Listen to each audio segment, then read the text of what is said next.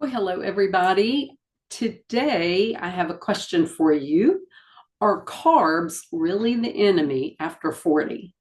We are going to talk about macronutrients and the truth about carbs and whether they are your friend or your foe once you hit midlife.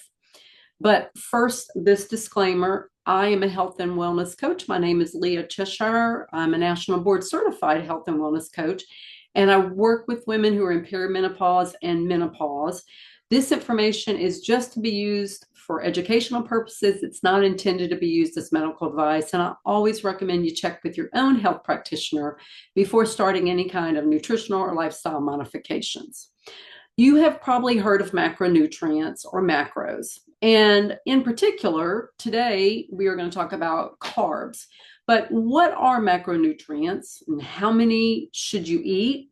How many carbs should you eat? Why? And why are carbs important? Well, first, the word macronutrients is composed of two parts. Macro simply means big, and it refers to the nutrients or the substances that provide nourishment that are essential for your growth in your life. The macronutrients provide the fuel that your body needs to maintain health and to achieve good health, right? And the macronutrients are the nutrients that are in the largest amounts for your body to function optimally. Macronutrients include carbohydrates, proteins, and fats. There are also micronutrients, which are the smaller ones, and those are vitamins, minerals, and antioxidants. We'll talk about that another time. But the amounts that you should be eating of all macronutrients are going to really vary according to each person, right? It's going to be based on your age, your gender, your activity level, your medical conditions, but there are some general guidelines, and we'll talk about that as well. Everybody seems to be really confused about carbs. I get asked a whole lot of times, should I eat low carbs? Should I eat no carbs? Should I eat high carbs? What should I do? I don't even know what kind of carbs I should eat. So we're going to address that today. Now, the truth is carbohydrates are simply sugar molecules. Your body is going to break down carbs into glucose, which is the sugar in your bloodstream. That's the main form of energy that your body needs. Your cells, your muscles, your tissues, your organs. And your body needs carbs, but it doesn't want excess carbs, or you're going to have blood sugar, which is going to turn into fat, and nobody wants that, right? But if you're feeling tired, if you're bloated, if you're stuck with that stubborn weight, especially around your middle area, you may have wondered if carbs are the culprit. The truth is, not all carbs are created equal. Some carbs will throw off your hormones. Some will cause you to gain weight. Some will cause you to have that blood sugar roller coaster, and also headaches, digestive issues, and hormonal imbalances. But other carbs actually help your body. They help your control your blood sugar, your weight. It's going to give you energy, and it's going to help you with hormonal balance. So let's talk briefly about what's going on once you hit midlife, once you're in perimenopause and menopause, right?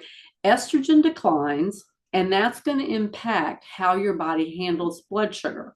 That's going to mean you're going to have more energy crashes, you're going to have more cravings, and more fat storage, especially from refined carbs. Those are known as simple carbs, okay? These are the foods that you probably think about when I say the word carbs. These are in things like white bread, pastries, sodas, crackers, cookies, cake, candy, processed snacks, okay? But there are better carbs for you, like in sweet potatoes and lentils and berries and whole grains. Those can actually help your body. And these are known as complex carbs. And these are the ones that you want to eat more than the refined carbs.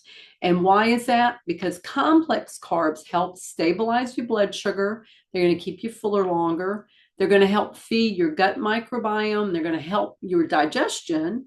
They also are going to support your brain and your nervous system, and that's going to improve your energy and your mood. They're going to help with estrogen detox, and they're going to help with your metabolism. Complex carbs are composed of two types, starchy and non-starchy. If you're trying to watch your weight, then you want to eat more of the non-starchy. And these include things like leafy greens, zucchini, cauliflower. The starchy carbs are the foods like sweet potatoes and butternut squash and beets. All of them are good for you, but the non-starchy are going to be high in fiber and they're going to be lower in calories than the starchy, okay? So you're not going to need as much of the starchy. So plan accordingly. And here's a pro tip. When you do eat the starchy or carbohydrates, pair them with a protein or a healthy fat, and that's going to help keep your blood sugar nice and steady. If you find, though, when you're watching your carbs, if you find that your energy seems to be slipping, you're tired more often, simply add some more starchy carbs to your daily diet. You can start off with like a half of sweet potato, not a whole one first, and that may be just enough to give you a little energy boost without the extra calories of a whole sweet potato.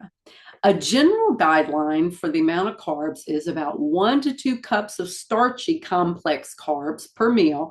That's about a half to 1 cup cooked. Or you also, for non-starchy, want about 2 to 4 cups of the non-starchy, okay? Now, this is going to vary according to your body and what you need, and it could be anywhere from 50 to 130 grams of carbs a day. And that's going to depend upon your age, your gender, your medical conditions, your activity level. If you have pre-diabetes or even diabetes, maybe you have PCOS, maybe you aren't active and maybe you need to lose some weight, you're going to want to eat the lower end of the carbs. But remember, this is not medical advice. Check with your own health practitioner first, okay? And remember, listen to your body, okay? That's the best thing that you can do. What are some hormone-friendly carbohydrates that you can choose from? Quinoa, brown rice, wild rice, sweet potatoes, squash, lentils and beans, if you tolerate them, berries, apples and pears, root veggies like carrots and beets, and even some gluten-free whole grains, okay? These types of carbs are going to fuel your body without feeding the inflammation. They support that gut microbiome, they help balance your estrogen, and it's going to keep you fuller longer. And the reason why is because they have fiber. Fiber is found in carbohydrates, and it's really essential once we hit midlife because it's going to help you with digestion and that hormone balance. And most women that are over 40, I find they aren't getting enough carbs.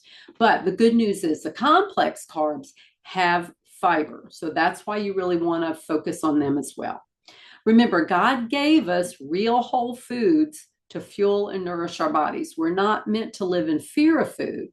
So whatever you eat or drink and whatever you do, do it for the glory of God. And we honor God by taking care of our bodies, not obsessing over what we eat, but by making wise choices, okay? So what are some action steps you can take this week? Here are a few. Start by swapping out the processed carbs, the cookies, candies, breads, pastries, and donuts, for the complex carbs that are going to nourish your body, okay, and support your hormones. Just think real whole foods like vegetables, fruits, nuts and seeds, and even some whole grains. Pair carbs with a protein and for both snacks and meals. And your fiber intake, usually it's recommended around 25 to 35 grams per day, but be cautious. If you haven't been eating much, start slow or you're not going to like me because you're going to be spending more time in the bathroom. Okay. So anyway, I hope that was helpful for you. And if by chance you want some one-on-one help, that's one thing that I do. I work with clients to help them in my private health coaching program, and we figure out what's going to work better for your body, as well as I can provide some guidance and support and accountability too. So just reach out to me. I'd love to help you. Thanks for joining me. Bye for now.